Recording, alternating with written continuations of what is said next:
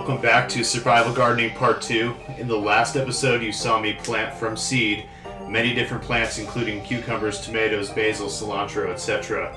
And they've grown quite a bit since the last episode in the planters. As you can see here, they're definitely sprouting. All kinds of onions, different things. We're going to be planting them in this garden bed, which is my newly acquired home. See, some of my basil plants are right here. Check them out. They're doing really well. So you're about to see all these plants go in the ground. Check out this video. What's up, guys? It's Crazy Tacos. This is Gardening Survival Part 2. And we were lucky enough to be gifted some really nice plants from the neighbors. Several different types of tomatoes, peppers in there, and then everything you saw me plant in the last episode. Some cucumbers, strawberries, different things going on. Some of them are just now starting to sprout. Some of them, like the onions and chives, are really going. So I intend on getting as much of this in the ground in the next week as I can. I realize some of these are still a bit small. But yeah, that's what we're working with. I've started to accumulate some garden soil. This is supposedly all natural, made locally, so hopefully it'll be good. Organic. I'm doing my best to be organic as possible. Buying only heirloom, non-GMO or organic seeds. And the plants that I got from the neighbors were definitely that as well. So I'm going to start by digging out all of the weeds in this dirt in each one of these planter beds as time goes here. I'm just going to start with the first two today, get the weeds out, get all the soil out about a foot down, and then I'm going to mix that soil with the new soil there and transplant some of those existing tomatoes and peppers first. So check it out.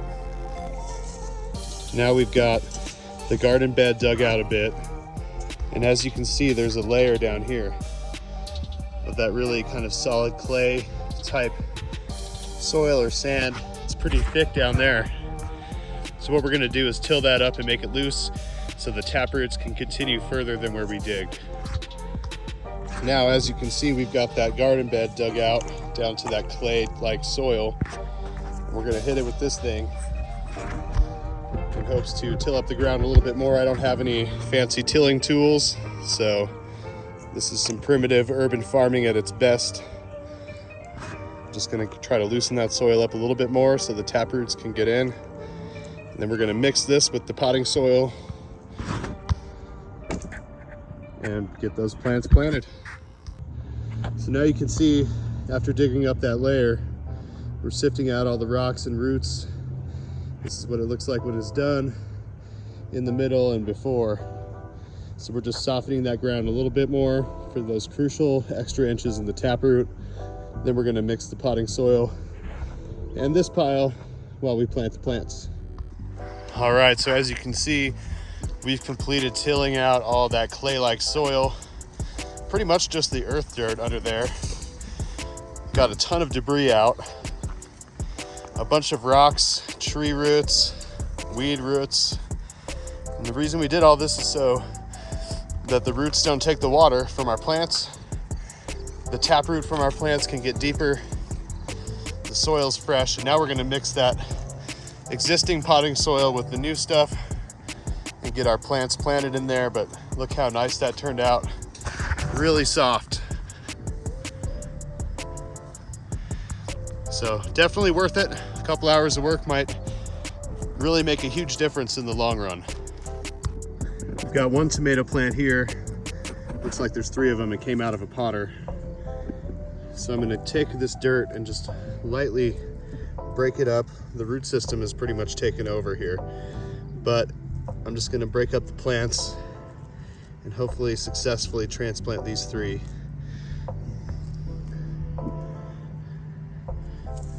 If I can just get them apart, and then I'm going to spread them about a foot apart inside the planter, so you'll see what it's like when it's finished.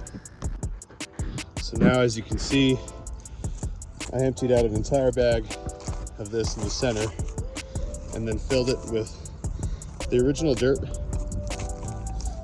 Transplanted those 3 tomato plants here, took off some of their lower limbs, And I'm just filling around now. I'm gonna plant several more tomatoes down the line.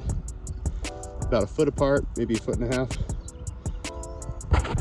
So this is our first try. The garden bed doesn't look as full as when we started, but I'm gonna try to fill it up some more. So now we've got all the different tomato plants in the first planter started. About a foot apart, 6 or 7 of them in there. So I'm still waiting for the next planter.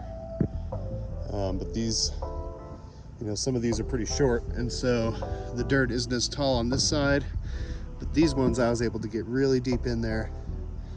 Some of them are tomatillos, some other types of tomato plants here, but all in a day's work. First day, not bad. Used most of the dirt, still got some left over, but it's going really well. So in the next few segments, you're gonna see the rest of the garden beds get filled with what I planted before, plus some more of these.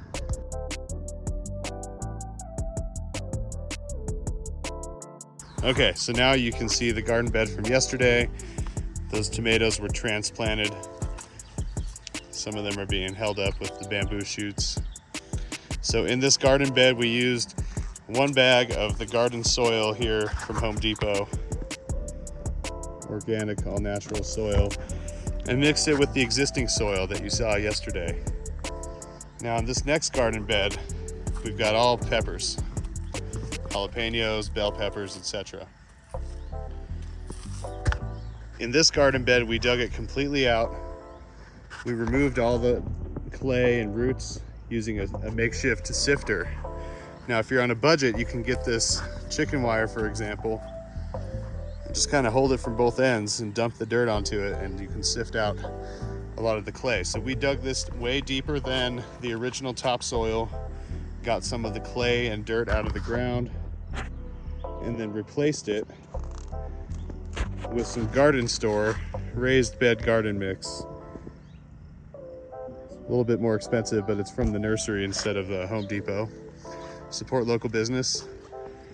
Bunch of peppers, and also some onions transplanted from what you saw in the first video.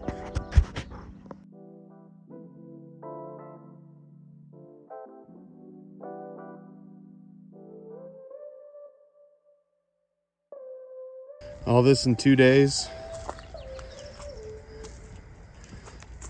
These beds dug out, soil replaced. You can really see the brand new soil that we got in here. When we watered this earlier, the water just soaked right through. It didn't puddle up at all. And if we look closely, you can really see the difference in the soil that was mixed here with the previous garden soil that was there, plus some from the store and the new soil. So from here on, we're gonna just be using this soil and completely replacing it. So that way, you know, over the next years, I won't have to go back and do this. So each garden bed is gonna take about 8 bags, 8 to 10 bags total, with a little bit of mixture from what was left in the topsoil, probably 8 bags. We place the flowers out here so that they'll get some cross-pollination with the bees. And hopefully in a couple days, we'll really see these plants start to perk up.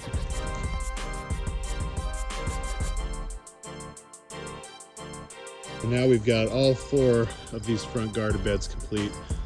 That first one over there definitely has a mix of 1/4 new soil and 3/4 old soil. It's been extremely hot in the mid-90s at high altitude here in Colorado. So these tomato plants are having a tough time getting along here. But you can see the new growth at the top is starting to come in, so that's a good sign. And then in the next garden bed, all those jalapenos that I recently planted, different peppers. These guys are really thriving. They like the sun, and at the end here we've got some onions. Next we've got some more tomato plants that are doing quite a bit better. Both of these garden beds have been completely replaced, added new soil. Today we put in a few more tomato plants, which are the ones that you saw me in the beginning of the series planting. Here we're gonna throw in some cucumbers and lettuce because they grow well together. So these 3 planter beds cost over $300 in soil just to replace the soil. As you can see, we've dug them all out. Look at the Colorado soil here, very much filled with clay and roots, acidic dirt that is really not great for growing, and I have a feeling that's why those tomatoes on the end are not doing so well. So the next plan is to get these flowers in different open spaces inside the garden bed to encourage cross-pollination from bees, and that they'll survive better than the potters. Now you can see we got those flowers in next to all the plants, and hopefully that will restore the life of these flowers. Tomorrow's the last really hot day we have for a little while here. We've got them spread out throughout the garden. That's going to really help enrich the health of the garden in general.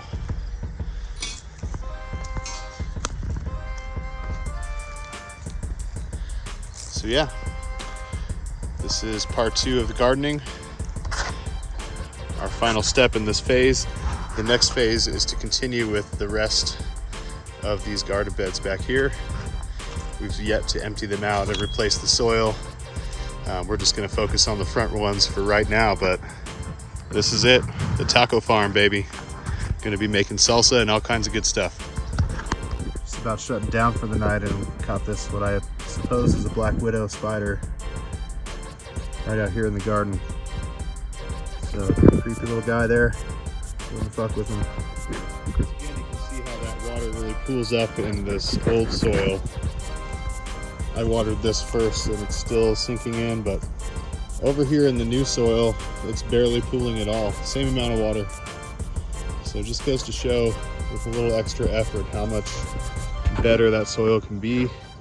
So this is definitely a learning experience and just a lesson that I'll have to learn about the rest of my garden beds. As you can see down here, it's really still pooled up.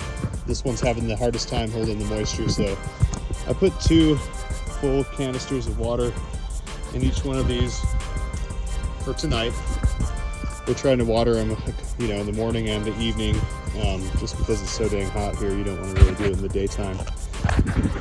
But that's a wrap for this evening.